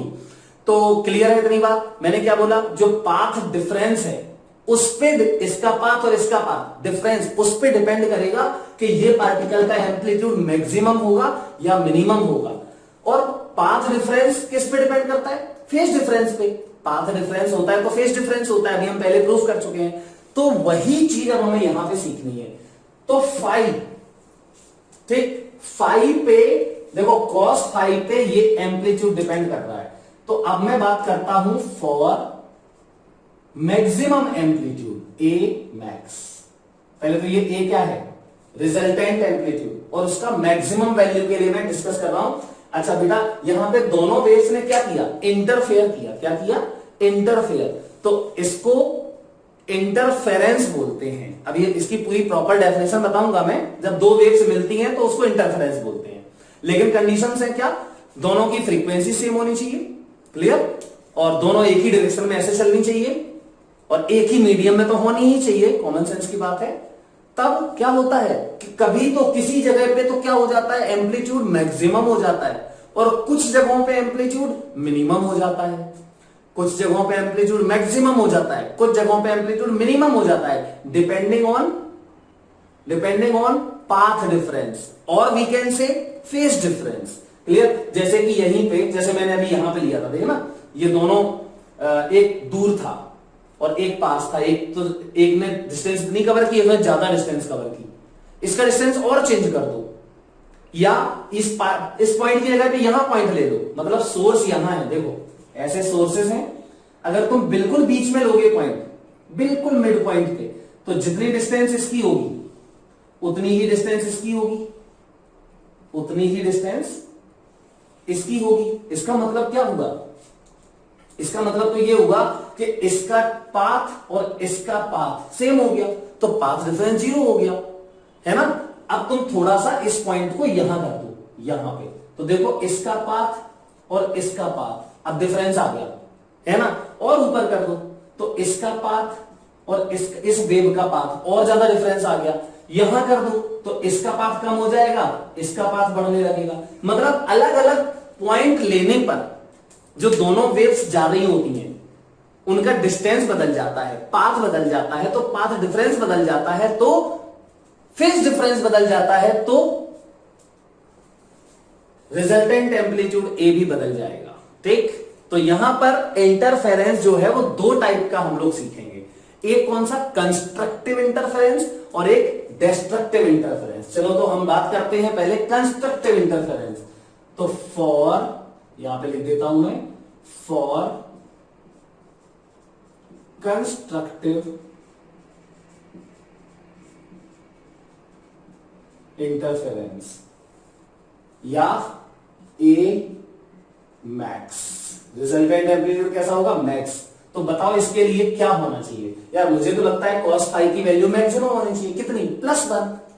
तो फॉर दिस cos फाई बराबर +1, कितना सिंपल है। अच्छा, cos फाई बराबर +1 होना चाहिए, ठीक है, तो फाई बराबर क्या होना चाहिए। अब cos फाई की वैल्यू +1 है तो फाई बराबर यार सबको पता होना चाहिए, तो 0, 2 पाई, 4 पाई, 6 पाई, यही तो होता है, यही होता है ना, मतलब पाई के इवन मल्टीपल्स होते हैं। ठीक, या फिर इसी को आप बोल सकते हो फाई बराबर 2m पाई, और ये तो आपको याद होगा, आपने बताया था हमने। ठीक है, तो इसका मतलब ये हुआ कि जब दोनों वेव्स यहां पे मिलती हैं कहीं, मतलब पाथ डिफरेंस है उनके बीच में और उसकी वजह से फेज डिफरेंस आया, और अगर फेज डिफरेंस 0, 2 पाई, 4 पाई, 6 पाई, ये तो हम पहले ही पढ़ चुके हैं यार।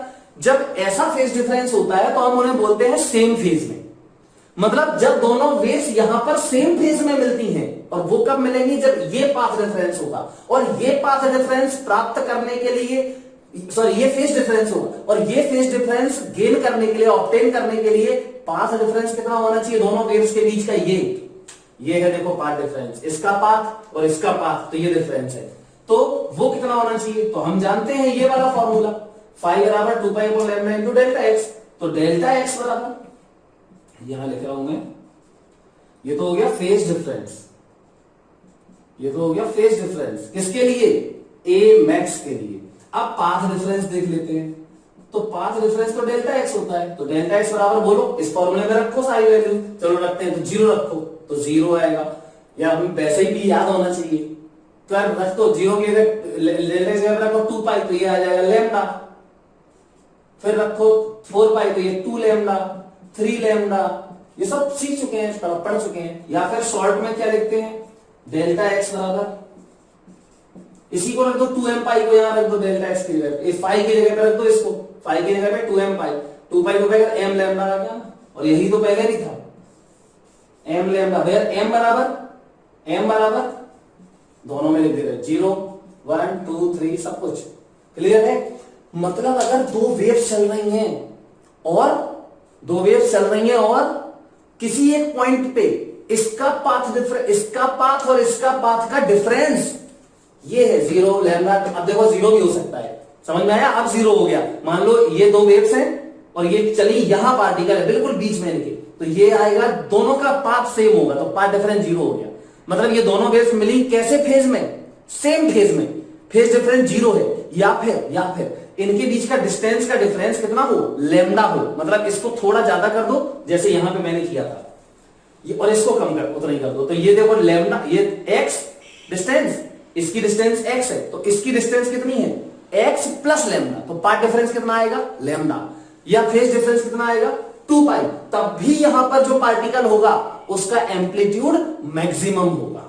समझ में आया, किसकी वजह से, इन दोनों वेव्स के रिजल्ट की वजह से वो एम्पलीट्यूड मैक्सिमम आएगा। आई थिंक ये बात जरूर समझे होंगे आप लोग, ये एम लैम्डा हो गया। अब ये याद रखना पड़ेगा हमें, परमानेंट याद रखना पड़ेगा। अच्छा, ये सब जो हम बता रहे हैं ये कब के लिए बता रहे हैं, जब जो वेव्स हैं इनका इनिशियल फेज दोनों का सेम है।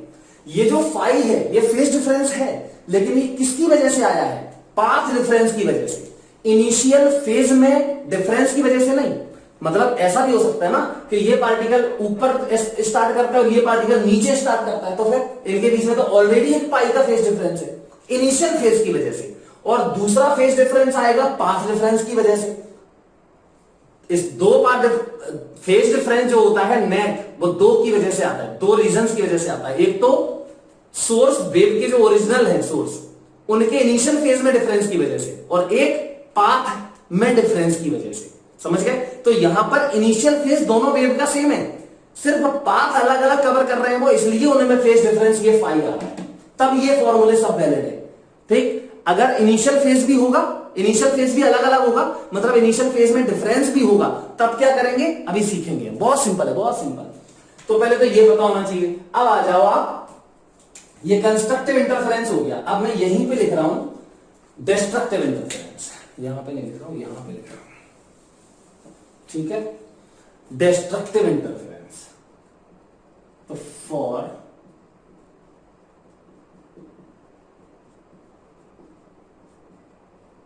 डिस्ट्रक्टिव इंटरफेरेंस या फिर ए मिनिमम, रिजल्टेंट एम्पलीट्यूड ए मिनिमम है, तो फॉर दिस, यार कितना सिंपल है। इसके लिए मुझे पता है cos फाई बराबर -1 होना चाहिए। ये cos फाई -1 हो जाएगा तो यहां माइनस आ जाएगा, तो ये मिनिमम हो जाएगा -1। तो फॉर दिस फाई बराबर क्या होना चाहिए?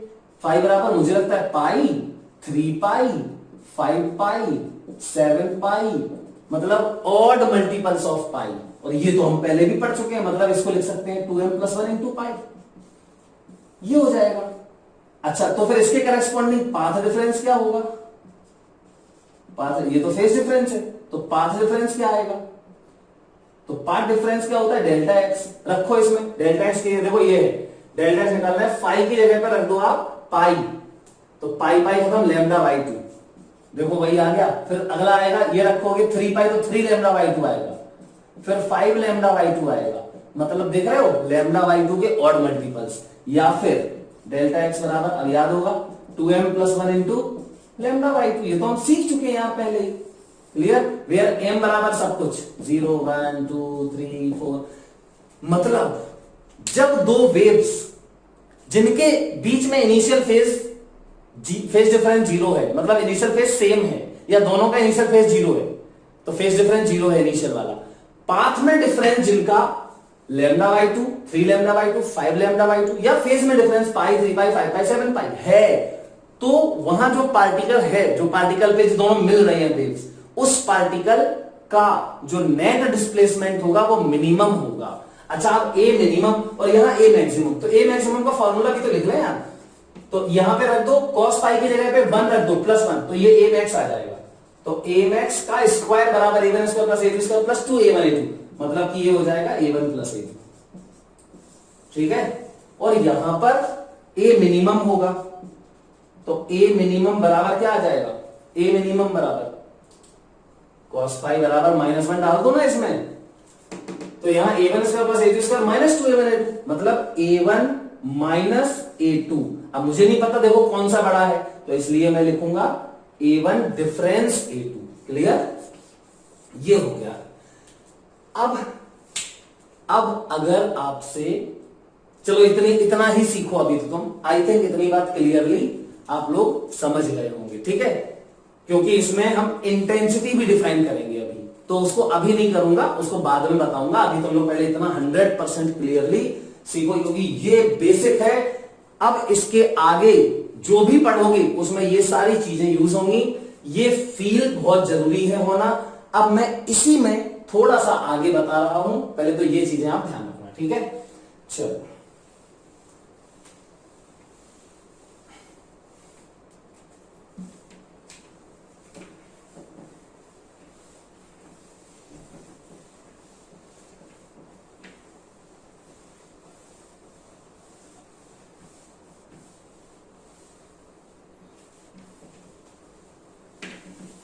हाँ बेटा देखो, अभी मैंने आपको क्या बताया था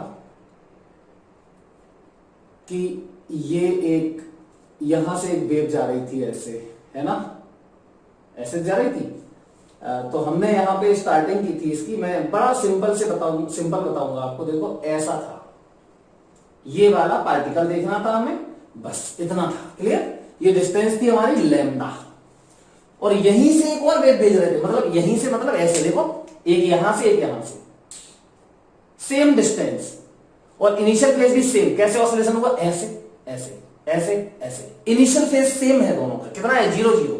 लेकिन अब देखो मैंने क्या किया, अब मैंने क्या किया, अच्छा ये बताओ इसको हमने कैसे स्टार्ट किया था, ऊपर की तरफ, मतलब इनिशियल फेज इसका फाई इनिशियल क्या था 0, और इसका जो डिस्प्लेसमेंट है वो मतलब पोजीशन है, वो पाथ है वो ये है। चलो अब दूसरा वेव जो यहां से मैंने स्टार्ट किया था, इसको तो मैंने ऐसे ऐसे ऑसिलेट कराना शुरू किया, लेकिन इसको मैंने नीचे से ऑसिलेट कराना शुरू किया, मतलब कि दूसरा वेव जो है साइमल्टेनियसली मैंने इसको ऐसे किया तो ये वाली पल्स पहले निकली तो ये आगे बढ़ गई, और फिर जब नीचे किया मतलब ऐसे और फिर ऐसे तो ये पल्स बनी थी, फिर मैंने क्या किया ऐसे और ऐसे तो ये वाली पल्स बन गई। लेकिन साइमल्टेनियस जब मैं इसको ऊपर कर रहा तब इसको नीचे कर रहा था, मतलब कि यहां पर इसके करस्पॉन्डिंग ये वाले पार्टिकल पे ये वाली पल्स पहुंचेगी और यहां ये पहुंचेगी। क्यों? देखो क्योंकि मैंने पहले इसको नीचे किया और फिर ऊपर किया और फिर इसको ऊपर ले गया और फिर नीचे लेके आ गया, मतलब बाद में ऊपर और नीचे, मतलब बाद वाली पल्स ये होगी, और पहले नीचे ले गए थे ऐसे ऐसे ऐसे ऐसे, तो ये वाली पल्स बनके यहां आ गई थी। देखो जरा बेटा यहां पे दोनों का पाथ सेम है यार, दोनों का पाथ सेम है, मतलब पाथ डिफरेंस तो 0 है। तो फिर जो a स्क्वायर बराबर a1 square plus a2 square plus 2a1 a2 cos five, इसमें ये फाइव कितना होगा? अब बहुत जरूरी बात है, देखो इसका पाथ सेम है, तो पाथ डिफरेंस 0 तो फेज डिफरेंस 0, मतलब ये वाला फाइव तो 0 है, ये वाला फाइव 0 है, मतलब cos फाइव तो 1 होगा, और cos फाइव प्लस 1 है तो फिर ये तो a मैक्स होना चाहिए, ये तो a मैक्स आना चाहिए, वो भी a1 प्लस a2 आना चाहिए।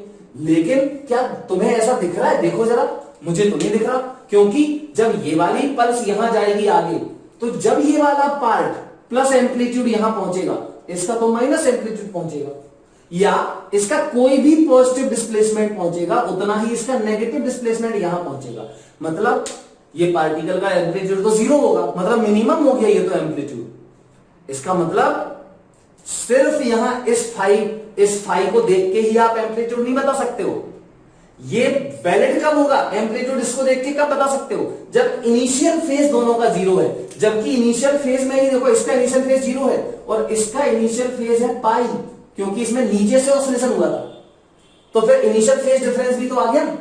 तो इनिशियल फेज डिफरेंस की वजह से एक इक्विवेलेंट पाथ डिफरेंस आ जाता है, समझे? तो इनिशियल फेज डिफरेंस कितना है? देखो पाई।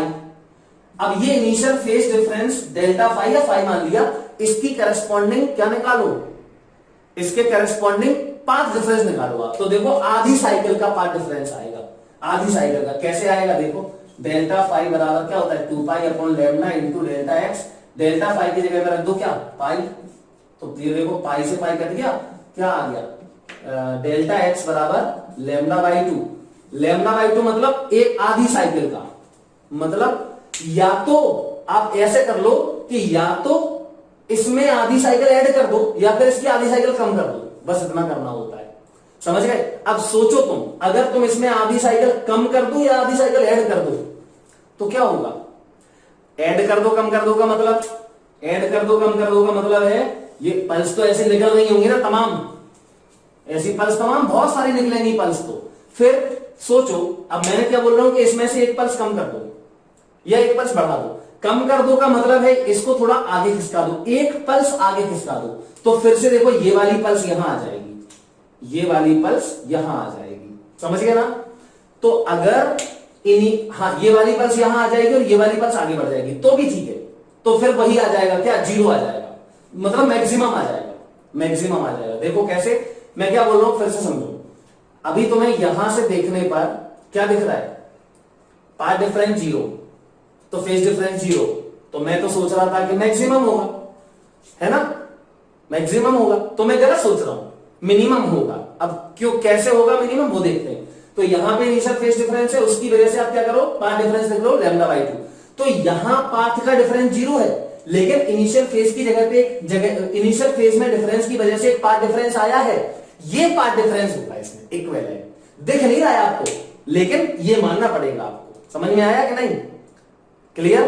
तो मतलब एक आधी वेव का डिफरेंस आ गया इनिशियल फेज की वजह से, इसलिए यहां पाथ सेम होते हुए भी एम्पलीट्यूड मिनिमम हो गया। मतलब पाथ डिफरेंस जीरो होते हुए भी क्या हो गया? पाथ डिफरेंस जीरो होते हुए भी, फेज डिफरेंस जीरो होते हुए भी मिनिमम एम्पलीट्यूड आ रहा है, जबकि मैक्सिमम आना चाहिए। तो वो मिनिमम क्यों आ रहा है? इनिशियल फेज में डिफरेंस की वजह से एक आधी वेव का डिफरेंस आ गया, इसकी वजह से उल्टा हो गया सब। क्लियर? तो हम क्या करेंगे, ये पाथ डिफरेंस आप इफेक्टिव मानोगे। मतलब कि मैं फॉर्मूला जो लिखता था, क्या लिखता था? Phase difference. यहां पे फाई की जगह पे क्या लिखे हैं? तो फाई बराबर हम लिखेंगे 2 pi upon lambda into delta x. ठीक है, लेकिन ये तभी वैलिड होता है जब यहां इनिशियल फेज डिफरेंस की ना हो, प्लस ये फेज डिफरेंस लिख रहे हो, प्लस जो भी तुम्हारा डेल्टा फाई एक्स्ट्रा आ रहा है, plus x initial phase difference, plus initial phase difference. Clear बेटा? ओके। या फिर आप और भी कॉमन सेंस से भी लगा सकते हो, या तो ये करो फेज डिफरेंस बराबर 2 pi delta X. Delta x तो यहां जीरो है, तो यहां जीरो हो जाएगा, plus initial phase difference pi है, तो यहां पाई लिख दोगे। समझ में आई? तो हम पूरा कैसे लिखेंगे? बस इनिशियल फेज डिफरेंस बाहर आ जाएगा, ये तो जीरो है तो ये टर्म पूरा जीरो हो जाएगा। यहां पे इनिशियल फेज डिफरेंस रहेगा पाई, मतलब हमारा फेज डिफरेंस एक्चुअली में पाई है, एक्चुअली में हमारा फेज डिफरेंस पाई है। फिर से एक बार, डेल्टा एक्स तो जीरो है, तो यहां ये वाला टर्म तो जीरो हो जाएगा, प्लस फेज डिफरेंस कौन सा? Initial phase difference. Initial phase difference वो कितना था यहां पे? पाई। तो यहां पे मैं क्या लिखूंगा? फाई बराबर, ये तो जीरो, प्लस पाई, तो फाई बराबर हो गया पाई। इसको आप यहां पर यूज करोगे, यहां पर इस कॉस फाई में आप ये वाला यूज करोगे, तब आपको सही वैल्यू किसकी? ए की मिलेगी। तो आई थिंक ये बात आप लोग बिल्कुल क्लियरली समझ गए होंगे। ठीक है? हाँ बेटा, आप बिल्कुल ध्यान से समझो। ठीक है? तो सबसे पहले तो मैंने आपको अभी जो फॉर्मूला बताया है, नेट फेज डिफरेंस, ये लिख लो पहले तो, नेट फेज डिफरेंस।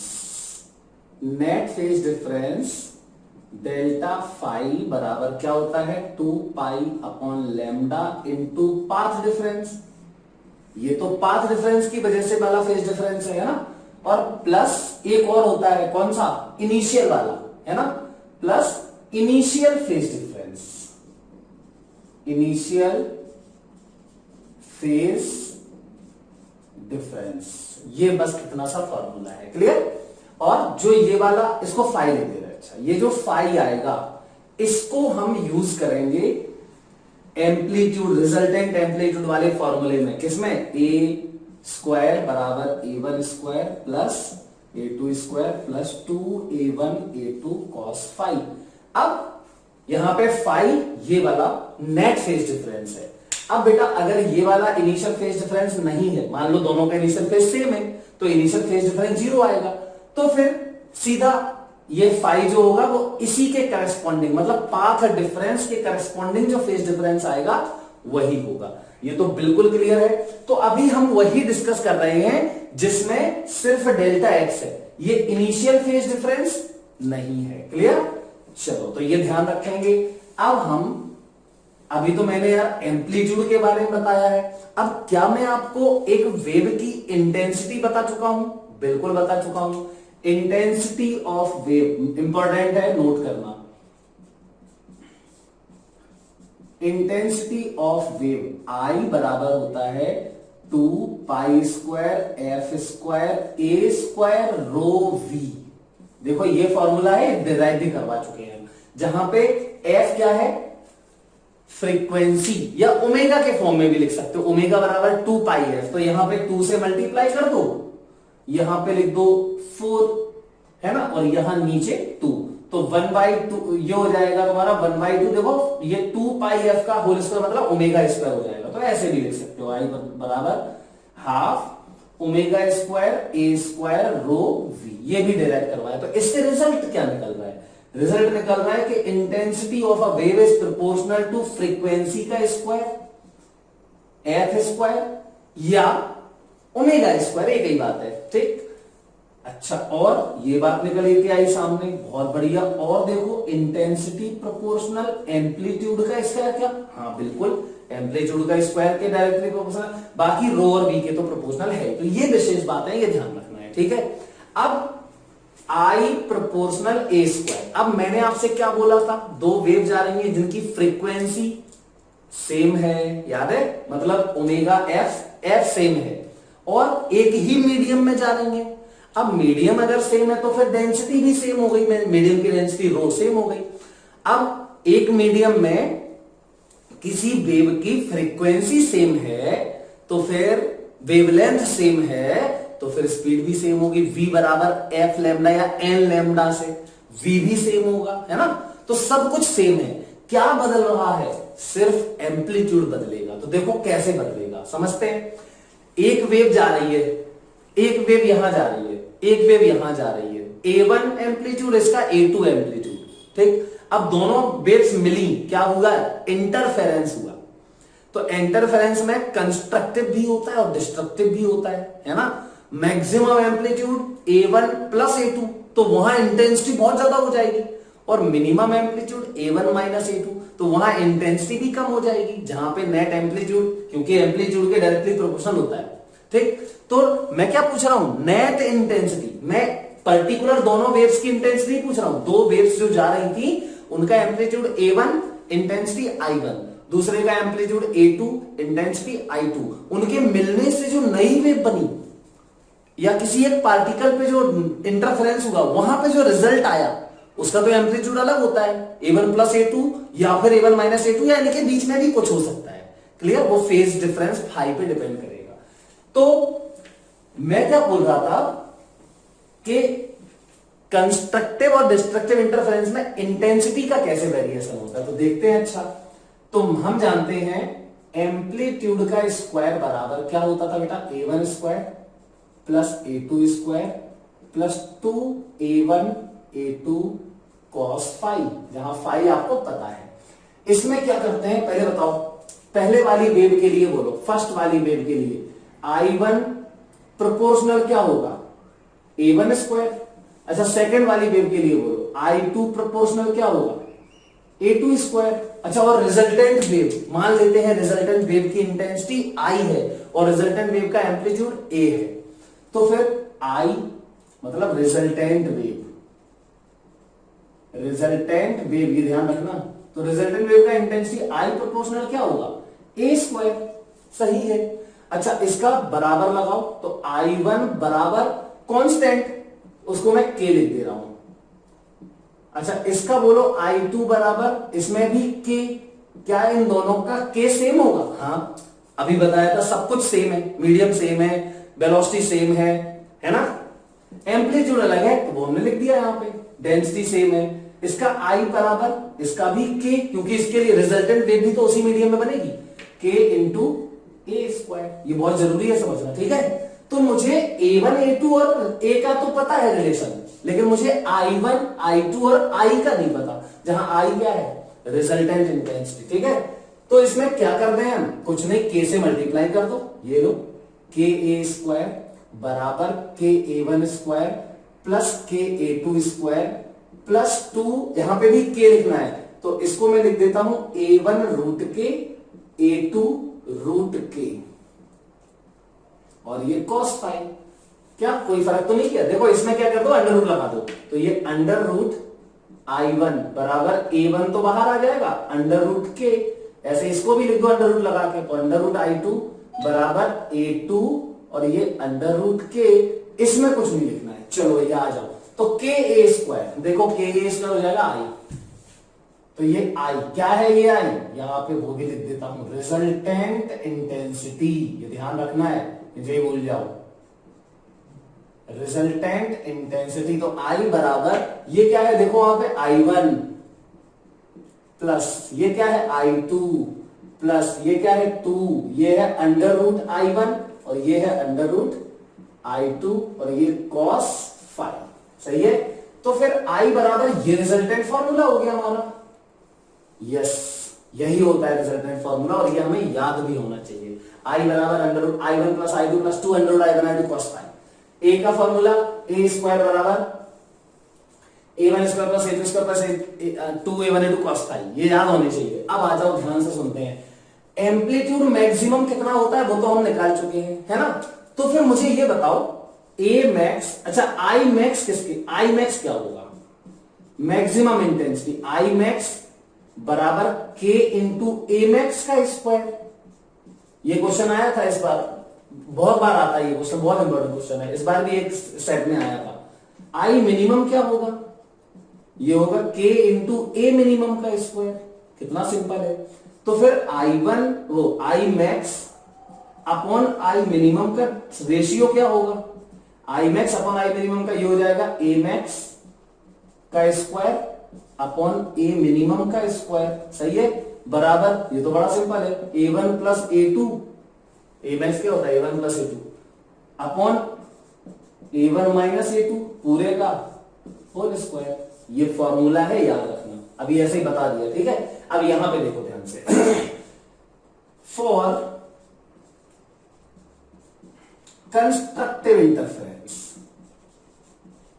अब याद करो कंस्ट्रक्टिव इंटरफेरेंस का मतलब ए मैक्स, या फिर आई भी तो मैक्स होगी, यस इंटेंसिटी भी तो मैक्स ही होगी ना, तो आई मैक्स क्या हो जाएगा, फिर से यहां पे वही कॉस फाई बराबर 1, मतलब केस फाई का वैल्यू कॉस फाई का वैल्यू वही है जो एम्पलीट्यूड मैक्सिमम में था, तो यहां पे आई मतलब इसमें क्या कर रहे हैं हम, कॉस फाई बराबर +1, बस इतना सा बात है, बाकी फाई क्या होगा बता चुके तुम्हें, कॉस फाई बराबर +1 रखो, तो यहां पे आई बराबर हो जाएगा i1 प्लस i2 प्लस 2 पूरा अंडर रूट i1 i2 लिखते हैं।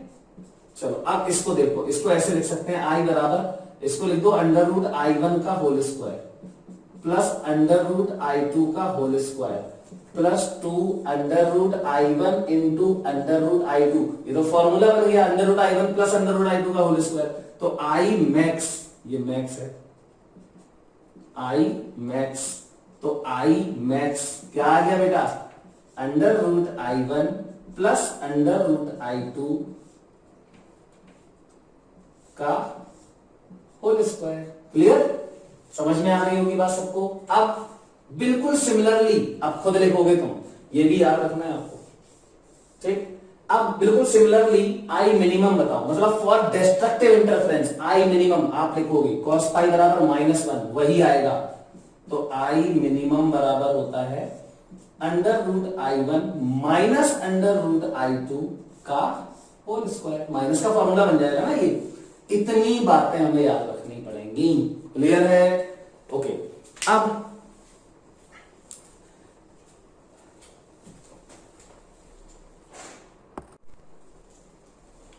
देखो बेटा, ये क्वेश्चन है, कह रहा है कि अ डिटेक्टर इज मूविंग, मतलब एक डिटेक्टर है हमारे पास जो मूव कर रहा है ना circle, find number of maxima and minima, maxima and minima मतलब इंटेंसिटी मैक्सिमम, कौन सी intensity maximum, resultant intensity maximum, और मिनिमम मतलब रिजल्टेंट इंटेंसिटी मिनिमम। चलो, obtained by detector on circumference, तो डिटेक्टर यहां मूव कर रहा है ऐसे ऐसे, तो चलो देख लेते हैं।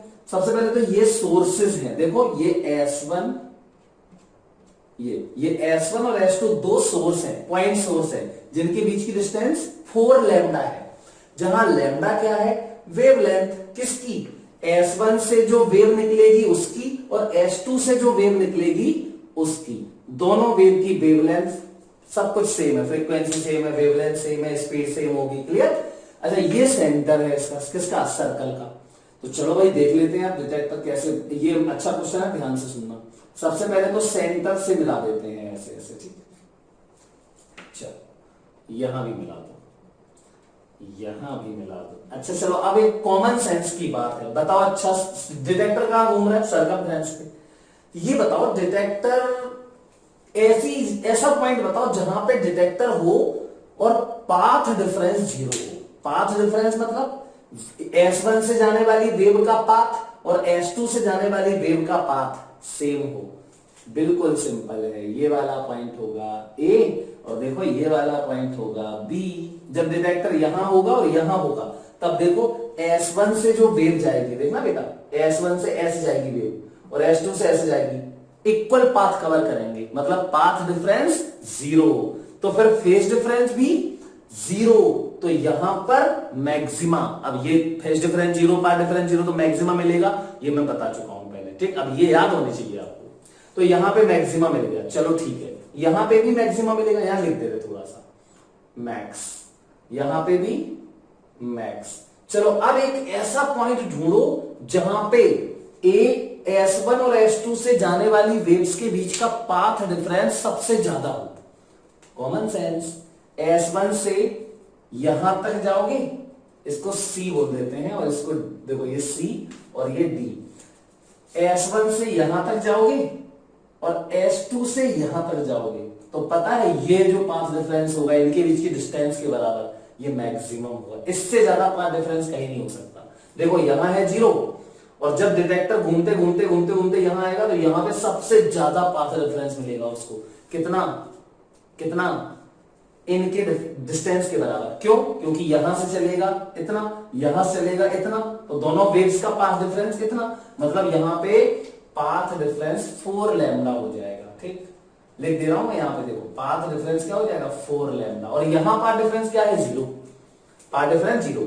अच्छा इसका मतलब यार ये हुआ कि जब ये डिटेक्टर यहां 0 पाथ डिफरेंस मिला और घूमते घूमते यहां 4 लैम्डा तक हो गया, मतलब कितना सिंपल क्वेश्चन हो गया, यहां 0 है तो यहां पे फिर लैम्डा बाई 2 हुआ होगा, फिर लैम्डा हुआ होगा, फिर 1.5 लैम्डा हुआ, मतलब 3/2 लैम्डा, क्लियर, फिर 2 लैम्डा हुआ होगा, फिर 2.5 लैम्डा हुआ होगा, फिर 3 लैम्डा हुआ होगा, फिर 3.5 लैम्डा हुआ होगा, और फिर बढ़ के 4 लैम्डा हुआ होगा। समझ गए?